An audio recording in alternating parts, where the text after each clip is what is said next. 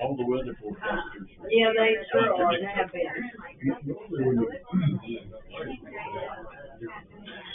That's just gonna happen. I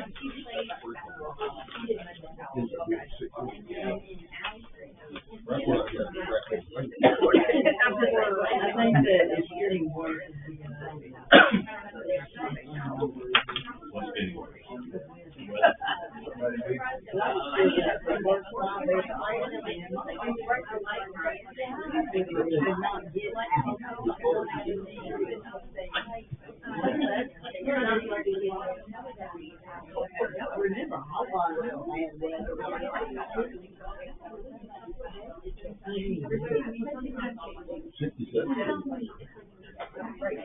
Within the first grade. Where you got that? Well, if I did, I would remember that.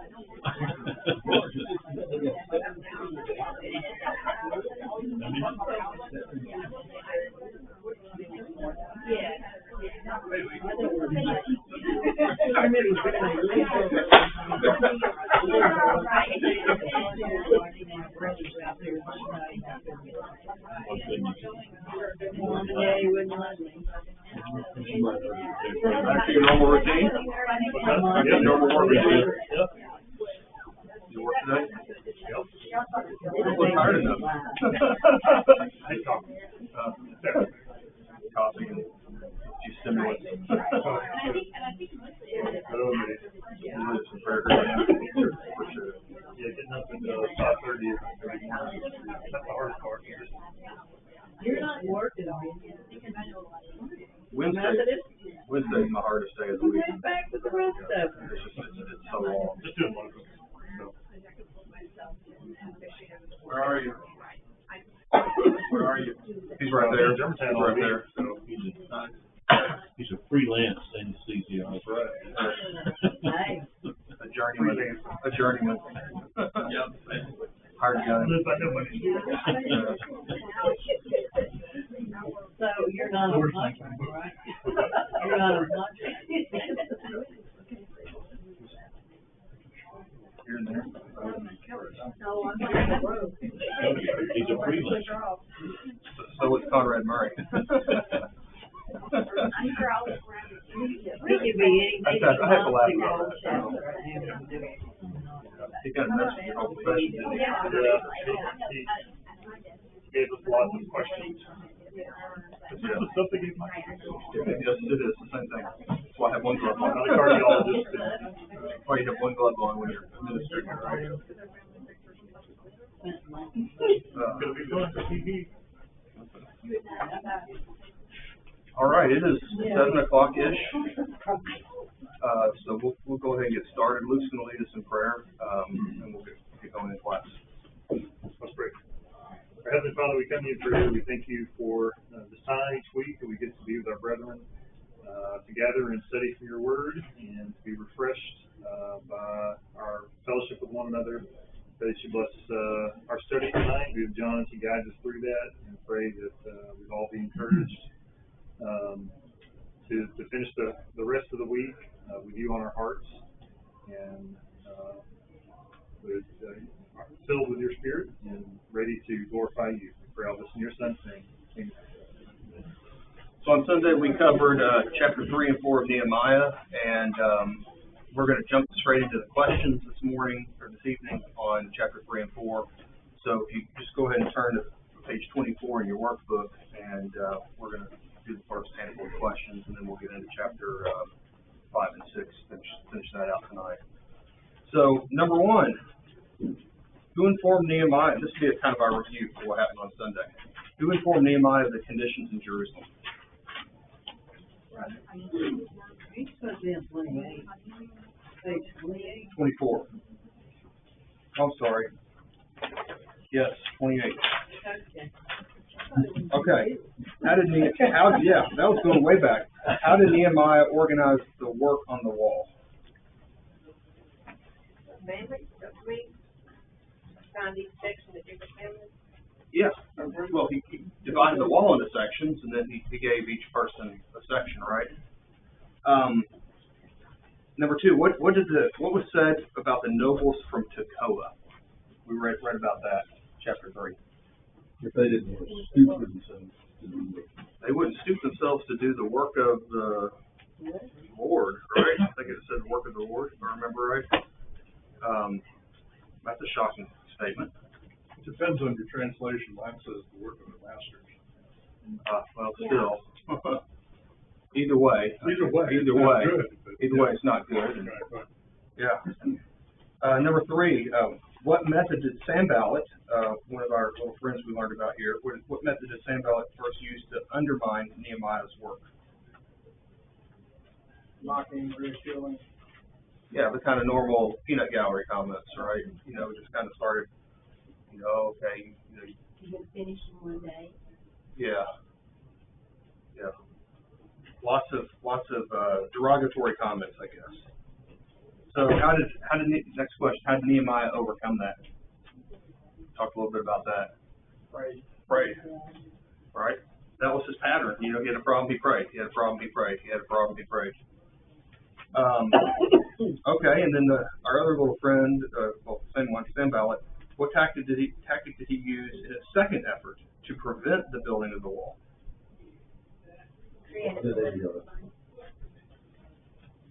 A coordinated attack. Coordinated attack? Created political alliances within his attack. Yeah, a little scheming behind the scenes. You see that today in politics, right? To kind of manage your enemies, if you will, or manage your opponents. Number 6, what did Nehemiah do again here to overcome this threat? Or somebody say pray? What did he pray for? Safeguards against them. Safeguards, or kind of protection, if you will, right? But notice, I guess, verse 9 said, and we prayed. He didn't pray by himself. He led basically a group in prayer. I thought that was interesting. Just again, the complete dynamic, if you will. Yeah, I find that he wasn't so much by himself. Right. We talked about all the different occupations or lack thereof of people that were building the wall. None of them were. They were just regular, everyday people that had regular jobs, right? So they were together. They were doing this together. I mean, people were putting in some work, and their bodies probably weren't prepared for that kind of work. Praying went plural in verse 9. Yeah, it's good. He prayed and acted, because in the first instance he prayed and continued to work on the wall. In this instance, he prayed and set a guard on the wall. So it wasn't just stopping everything to pray. It was prayer with action. Yeah, which our prayers should also be. He did something about it. He just didn't, pray and let it go. He did what he could. Number 7, what complaints threatened to stop the work? What were the complaints that he received that had the potential to stop the work? So much rubble. What was that? There's so much rubble. So much rubble, yeah. That was one of them. That's a lot of debris. We're kind of starting with a mess here, right? What else? Those that were standing guard were putting more work on him. Yeah. Yeah, indirectly. I'm hearing it. One of the things I'm looking for. Their strength was failing, right? They were getting tired. I mean, these were the goldsmiths, the perfumers, and things like that. They weren't like doing this every day. And if you do that kind of work every day, you get used to it. But if you don't do that work, you're going to be sore the first while, right? All right. So how did Nehemiah overcome that? Question number 8.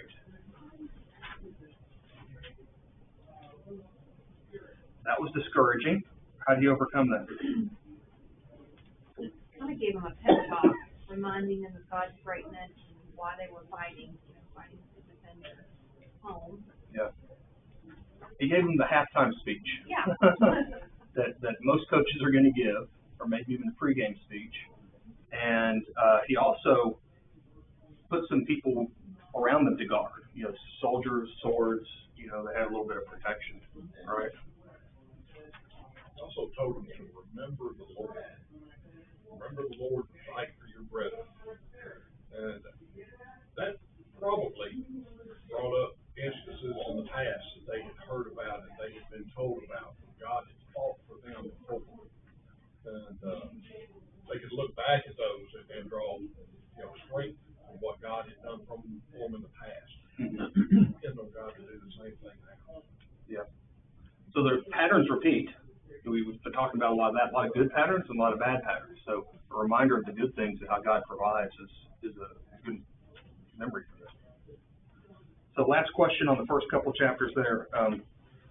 Number 9, what plans did Nehemiah devise to protect his people? Alarm system. Alarm system? He had them spend the night in the city, not go back home out of outer regions, just so they can stay together and strengthen them. Yeah. What else? Anything else that you all picked up in there? They carry weapons and tools at the same time. Weapons and tools at the same time. So it's like a tool in one hand and their sword in the other, or maybe they had it in a sheath, but they're ready to go. And so that was, in one way, a guard, a warning to those that would be interested in causing harm. If you're working there with tools, stacking up rocks, and, oh, that guy's got a sword, you might think twice about it. They're ready, they're waiting on it, right? All right, anything else that you all want to bring up from the first 2 chapters, chapter 3 and 4, before we jump into chapter 5 tonight? All right. Let's have someone read first 5 verses of chapter 5. I think it's a good section to read here. Whoever would like to. I can call on you, John, if you'd like me to. Okay.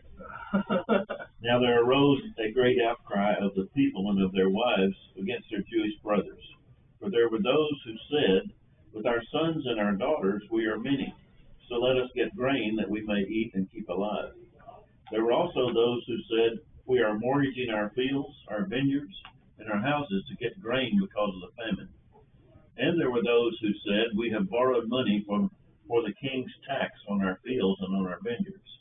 Now our flesh is as the flesh of our brothers, our children as their children, yet we are forcing our sons and our daughters to be slaves, and some of our daughters have already been enslaved. But it is not in our power to help it, for other men have our fields and our vineyards. All right, so what was the complaint here, the poor? When the poor were complaining, what was their primary complaint? They would have to mortgage everything to be able to pay the taxes, and they didn't have enough to eat. Yeah. They were being abused by the wealthier Jews. Yeah. So they're here. They're the workers. They're the children of Israel, and they're getting abused by their brethren with unnecessary interest, having to mortgage everything. And I just think about that, just mortgaging a field to pay tax. I mean, that's pretty extreme when you're not able to pay the tax. You're not able to dig out of that hole very easily, right? So, all right, so next section here, what was Nehemiah's accusation and what was his response to the situation? He keeps having problems brought to him. We're dealing with problem after problem after problem, and he's got a response. What's his response here? At first he was extremely angry, and it seems like in the next verse he calmed himself down and thought through it and how to approach it, and then he approached the nobles and the rulers and said, you're not doing right by your brother. Yeah. What have you all? I just say quit doing it. Oh, quit doing it. Just stop it. Do it right. Yeah. I have the ESV, and I like verse 7. I took counsel with myself. When was the last time you took counsel with yourself? I think that's kind of just I don't know. He sought his own thoughts and had to back himself down because he was a little angry there, very clearly angry, right? Righteous anger. What's that? Righteous anger. Righteous anger. Yeah, it was. It's and justified in a lot of ways. So There's one thing I wanted to pull out of here. All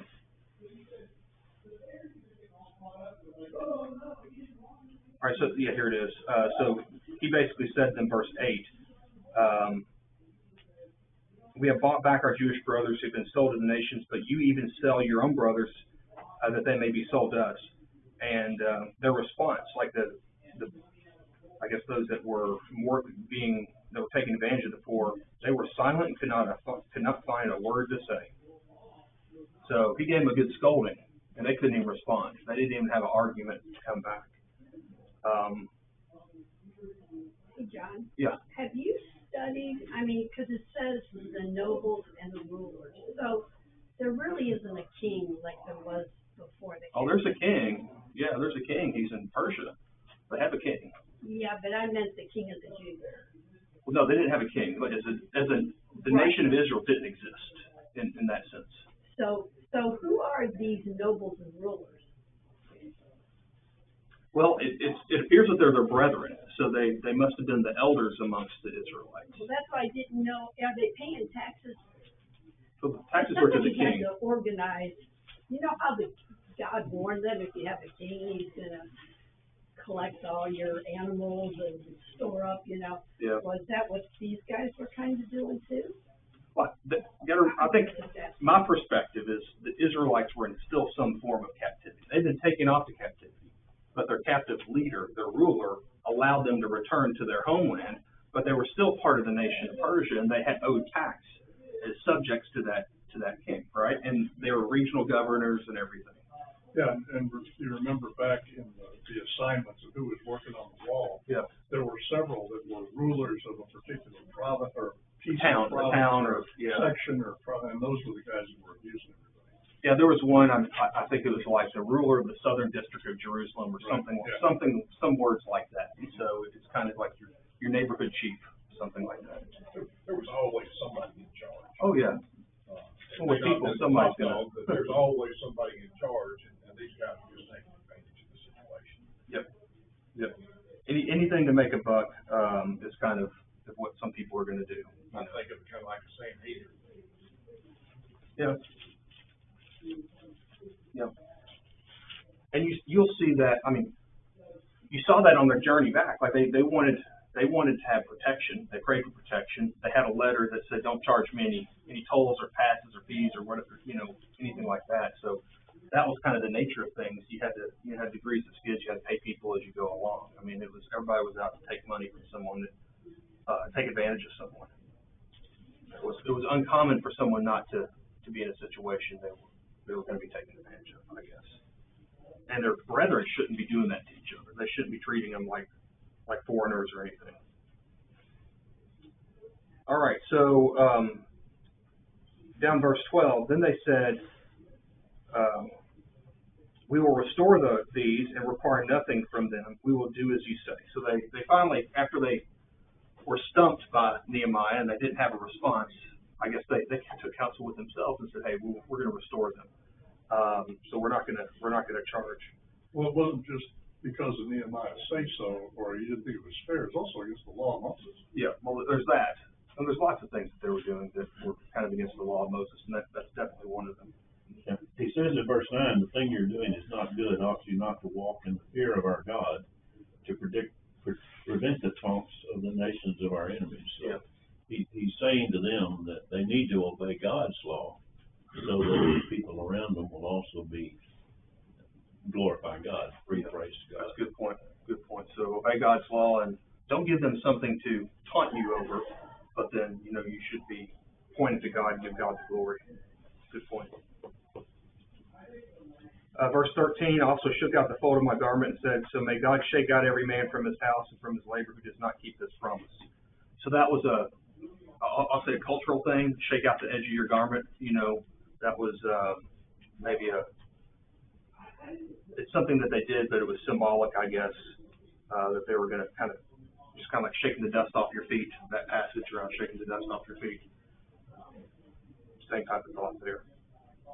All right. So Nehemiah, he was governor. We're talking about rulers, right? We're talking about rulers a minute ago, but he was governor. And how was he compensated?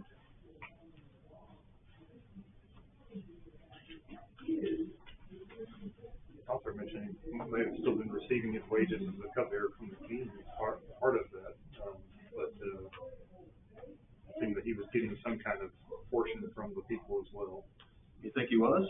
Well, he said he gave it up or didn't accept that, so kind of implies that either at one time was or had the right to that. Yeah, I think he had a right as a governor to compensation. I don't know about whether he could continue to receive a wage as a cupbearer. I would question that, but kind of changing one job to the other, he was placed as governor there. But verse 14 toward the end, neither I nor my brothers ate the food allowance. So there's a food allowance for the governor. The former governors laid heavy burdens on the people and took from them their daily ration, 40 shekels of silver. I did not look up 40 shekels, how much that was, but I think it was probably $400 or $500, and maybe in today's terms, somewhere kind of around that. It wasn't like a crazy large amount, but it was a good daily wage, very good daily wage. So what did Nehemiah really want to be remembered for?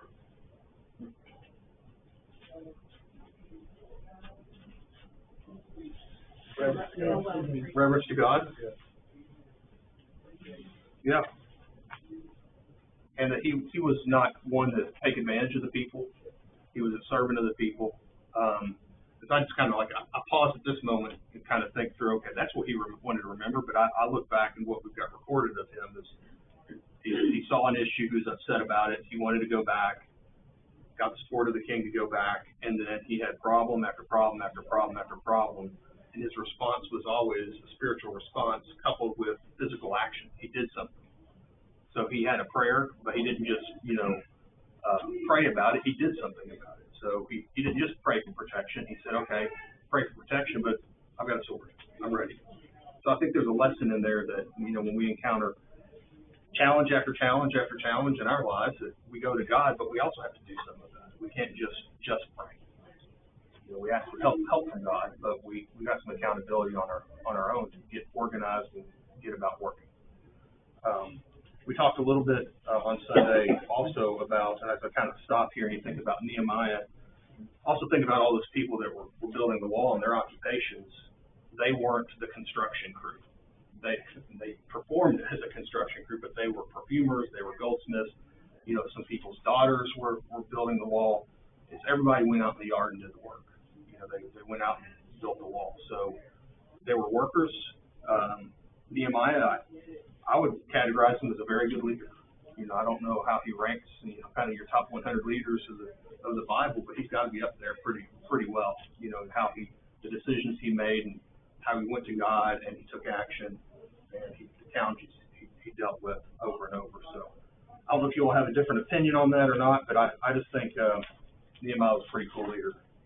In verse 18, when it mentions all the animals, is that what he was getting paid? Well, they were prepared at his expense. Yeah, he seems to be a fairly wealthy person. Yeah, he was a cupbearer to the king, so he had some money, and he was given some things by the king. So he's providing these things in verse 18. Yeah, so he's feeding lots of people, providing all those and preparing them out of his household budget, if you will, but he's not compensated for those things.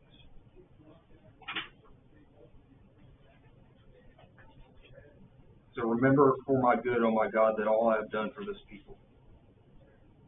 He's, back to verse 17, moreover, there were at my table 150 men, Jews and officials, besides those who came to us from the nations that were around us, that what was prepared at my expense for each day was 1 ox, and 6 choice sheep and birds, and every 10 days all kinds of wine in abundance. Each day 1 ox and 6 sheep and birds. He had a flock. He had a herd. Yeah. Yours doesn't say at my expense? No. Mine does in 18. Does anybody have anything? Prepared for me. Yeah, interesting.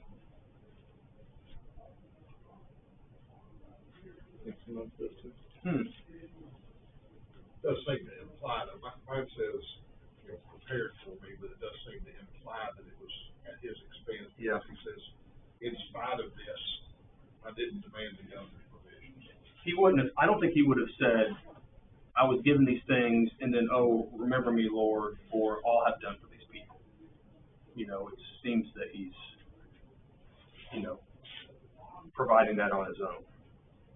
That's what it seems to me. That's a good question. I think one of the I'll say personality, it's not personality, just the sign of maturity from Nehemiah on this is when he uses anger. So a mature man is not easily angered. And so he dealt with some really hard situations. But when it was his people making poor decisions, God's people, the anger came out. And you still see another mature response. Yes, he got anger, but he did something wise. He stopped, thought, and then made a godly decision, made comments based on the law. And that helps guide people. I mean, I think everybody knows in some ways anger, people usually tend to pay attention, you know, especially somebody with power who rarely uses those kinds of parts of their personality. So I think people respect. You see people, I'll say Whitney's dad. The man's never mad. I've only seen him upset a couple times in our whole marriage over a few things, but you tend to listen a lot when you hear him talking over something he's passionate about. So I don't know. I see a lot of wisdom from that with Nehemiah. That's a good observation. And as you step back and think about it, he was cupbearer to king. King of Persia was the largest nation in the world at that time. Probably 2/3 of the world were kind of under the known world at that time were under that control. And I don't care what country you go to of that kind of size. If you're around some leaders that are true leaders, you're going to pick up some leadership skills and how people deal with some problems and deal with situations. So I'm sure he was probably good at what he did. I mean, if he was a cupbearer for the king, I mean, he had some leadership skills. He knew how to behave, how to operate, how to respond. He saw others around him probably doing those things. Whether he agreed with everything that they did, you learn from that. You learn quite a bit from that. All right. I dropped in the map here. No, I thought I had the map there. Skip my map. Must have taken it out. Not there. Oh, I've got one more page before the map. All right. Chapter 6. The walls had been reconstructed, but the gates hadn't been hung yet, right? And so, what happens here in this situation?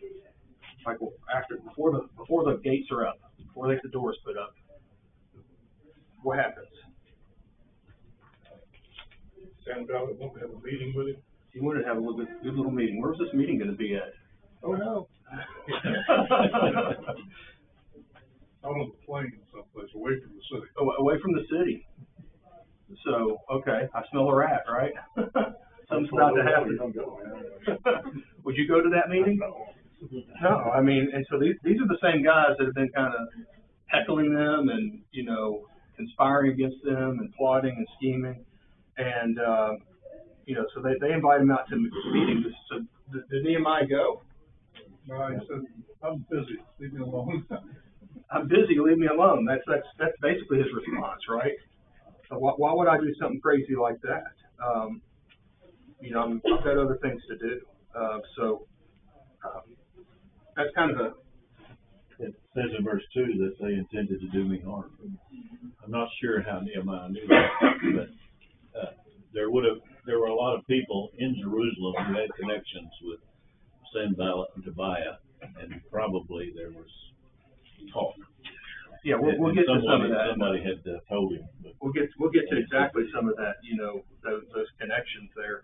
But yeah, you're exactly right. So there is a rumor mill. There is some gossip happening. There's some things like that. You know, but verse 9. But now, oh God, strengthen my hands. So again, he's going back to God and asking for strength to continue his work. I just find that pattern. You look for patterns in the Old Testament, and that's what you see out of Nehemiah. He continues to go back to God. Here's my map. I was a page ahead. I dropped the map in. We've talked about this before. And you can kind of see kind of the area. Plains of Ono. So Jerusalem, you know, at this point, Jerusalem's right here. Oh no. Is that where he was asked to go to? Is it all the way out to Ono? So that's not just around the corner. That's a little ways away. So again, one thing to pick up here, got Samaria to the north, the Ammonites, the Moabites, that are all involved here through Sanballat and Tobiah. Geshem, who was called the Arab, just kind of mentioned yet a third player in there. So we have a lot of the neighbors kind of involved. All right, Shemaiah. All right, why would Shemaiah say they should lock themselves in the temple?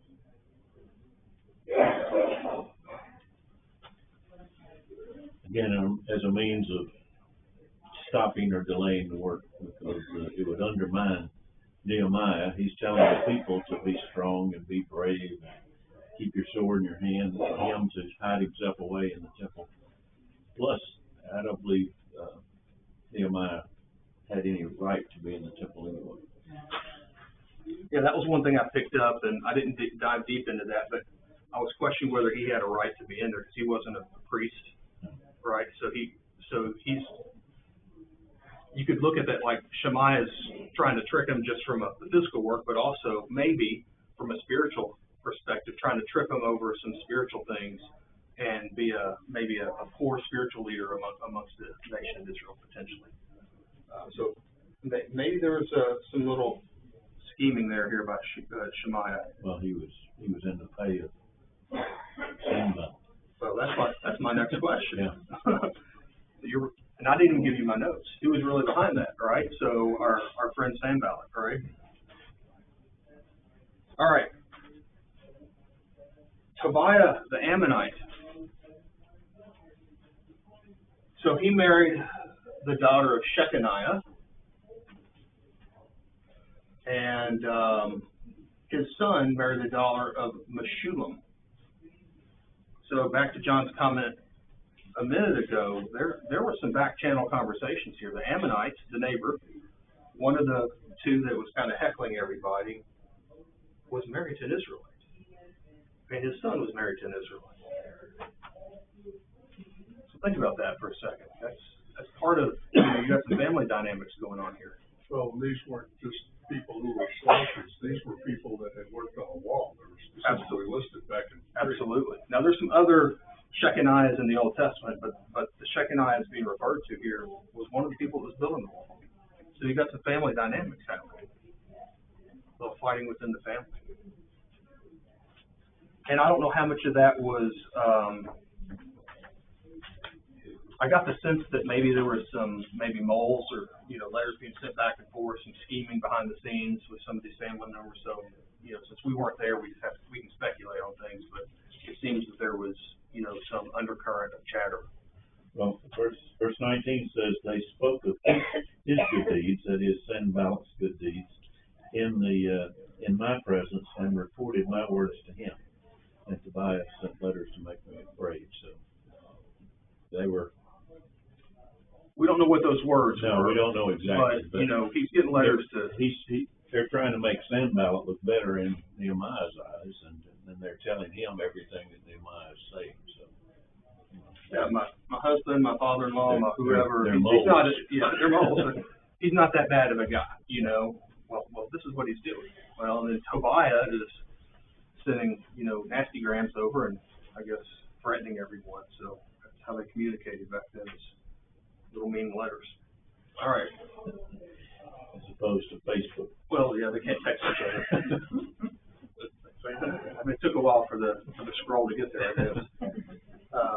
All right, so I told you Sunday I found a few little pictures, and so again, I'm not an archaeologist.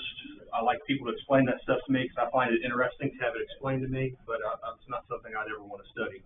But I found some of this interesting. These are obviously modern pictures. These are not 2,000-year-old pictures. But the bottom part, like the wall you see in Jerusalem today, is not that wall. It's the wall that's kind of under that wall, is the way to think of it, because Jerusalem's been destroyed quite a few times. But the bottom section of this wall, they would have said, Nehemiah would have seen that. That would have been what was worked on during this time.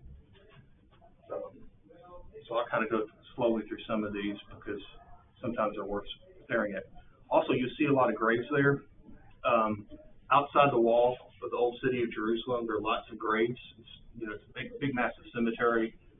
That's why a lot of people want to be buried there. Jews, Christians, everybody. And that's the people that believe that, Christ is going to come back and rule on earth and all those types of things. There's a lot of that thought of you got to be there, so that's their holy ground. But the city's surrounded kind of by a cemetery. You can see more of that here from the back. We had the image the other day about who built what part of the wall, and see these are the parts of the wall. You got the east gate, the corner tower, the house of the temple servants and merchants. This is kind of where things would have been, how big Nehemiah had this wall. I mean, he built this east wall, and about how big it was. And that would have been the wall from that mid-400 BCs that was excavated, in the 1800s.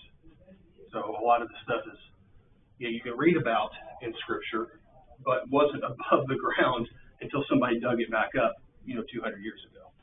So that's the part of archaeology in that area of the world that's interesting to me.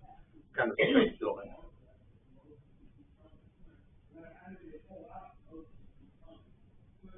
So you can see here at the bottom, that eastern gate we saw in the last picture, but if you zoom in a little closer, obviously you can see the cemeteries there, but behind that you see the blocks at the bottom are different than the ones at the top. And so that's an example of, the wall's been knocked down a few times and rebuilt, but the bottom piece were the stones from that corner tower that was rebuilt during Nehemiah's time. So you could go there today and see some of these stones that we were talking about being repaired.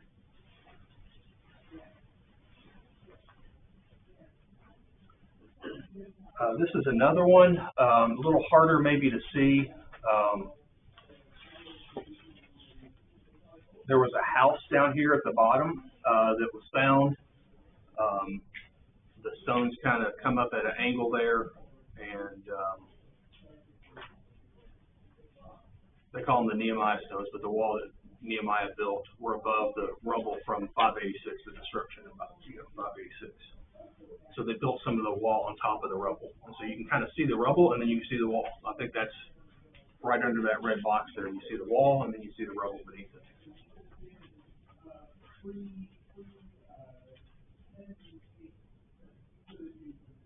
And of course, I guess there's observation or whatever. It's ongoing digs, so you've got a lot of stuff fenced off there, kind of modern world. Some additional views here. Buried homes and terraces left in 586 BC. Of course, that's when it was destroyed. Outside of the walls, so the archaeologists dug up homes that were under rubble from the destruction. So we know all this stuff's real, right? So that's part of the faith building thing here for me. And then there's stones there, like at a lower level of the outer wall from Nehemiah's wall. So if you have a lot of money, you can travel over there, wander around town, and have somebody knows what they're showing you, show you some of these things. Here's another one. This picture that I found even put who likely built that section. So again, we had chapter 3 that said who built what, who rebuilt, who fixed what. And, way off to the left, you can see work done by a person named Azariah. You can see Benua, the son of Henadad. Another person off to the right there at the picture. I find all that interesting.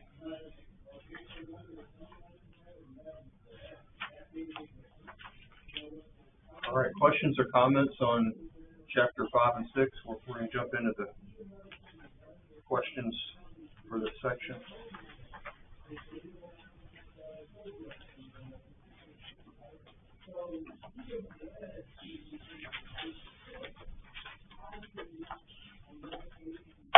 I think we'll be about out of time. Go back to our questions.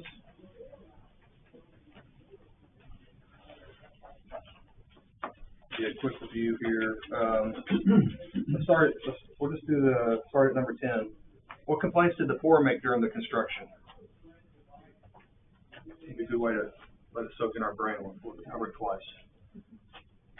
What was their complaint? They couldn't feed their families.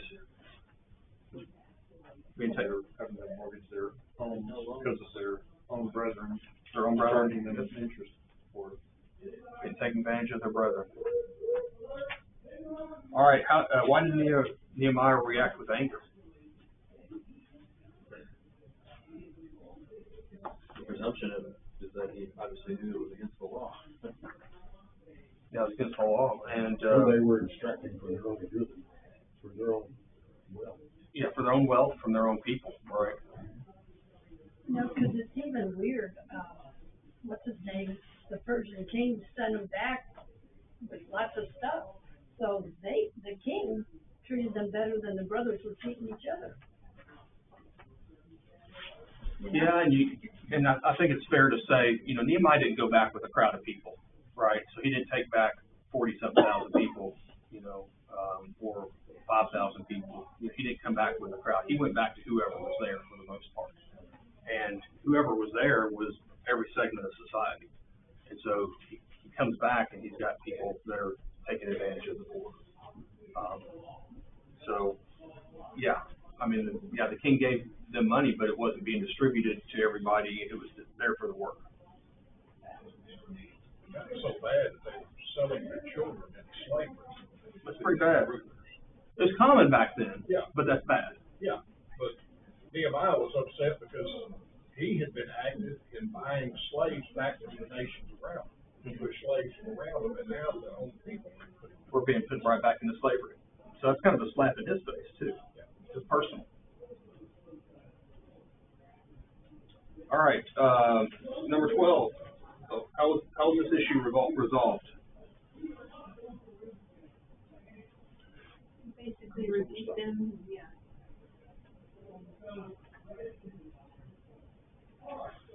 And also return to them this day their fields. So not only they were rebuked, but they got their stuff back. So what they had mortgaged their field, which was their livelihood, that was given back to them. And they had to make an oath in front of the priest. Yeah. Yeah, that meant something. But today it doesn't mean as much. I guess if you, with society the way it is, what you say, your words matter, but it meant something back then. Number 13. Kind of made me think that in his role, he was almost like a judge, because he's telling them, he's their leader. Wasn't a king, but he was governor, so he had authority. But you're right. He didn't have. He was kind of making some decisions and passing judgment, and very accusatory. He was passing judgment, whether it's levying fines or putting people in jail, but he was, accusing them with the law. Yeah. What efforts did Nehemiah make to be above reproach while serving as Judah's governor?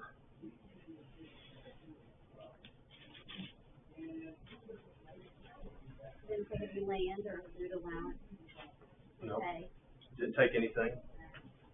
It says he applied himself to the work, including all of his servants. So he worked right along with his servants on the wall. Yeah. I think that's a very. It's the servant leadership. Kind of took the work pro bono, if you will. If you were an attorney, you're doing it for free. It's a charitable cause.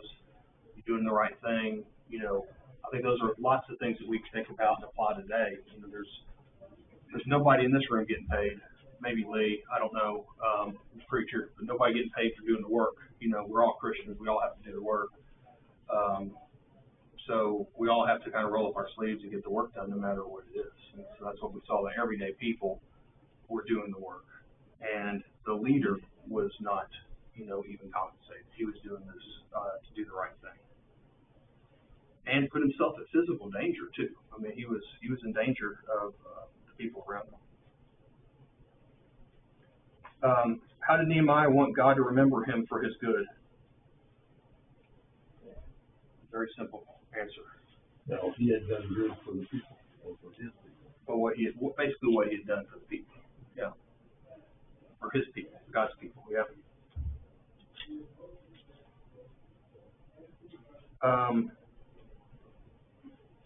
why does Sanballat wish to meet Nehemiah out on the plains of Ono?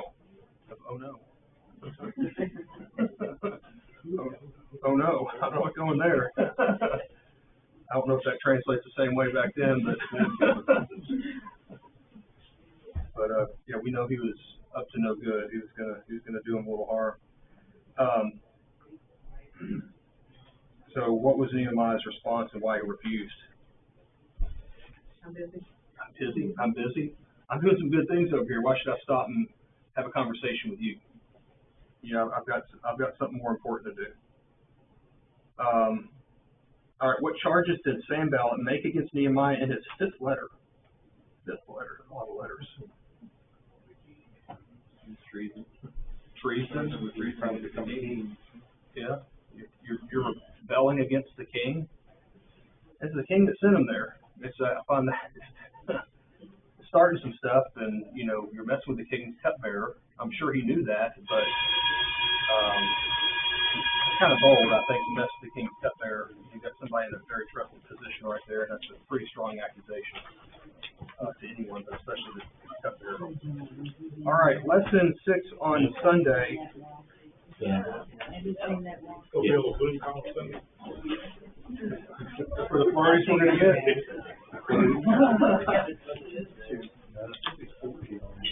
It should melt by Saturday night.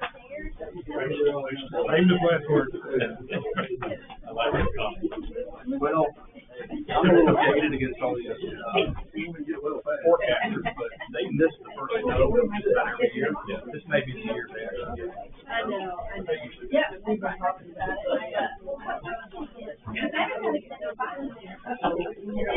I might not do it.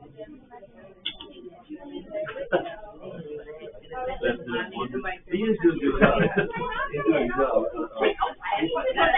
He's kind of hurting now. I'm ready to get out. I know I'm ready to get out of there.